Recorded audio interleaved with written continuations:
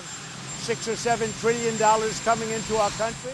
Presidenti Amerikan Donald Trump ka refuzuar haptas një propozim të Bashkimit Evropian për marrëveshje të tarifave 0% për automjetet dhe mallrat industriale, duke u thënë gazetarëve në zyrën ovale se plani nuk është mjaftueshëm i mirë. Ne kemi një deficit me Bashkimin Evropian prej 350 miliard dollarësh dhe ai do të zhduket shpejt. Dhe një nga arsyet dhe një nga mënyrat që të zhduket lehtësisht dhe shpejt është se ata do të duhet të blejnë energjinë tonë nga ne, sepse kanë nevojë për të.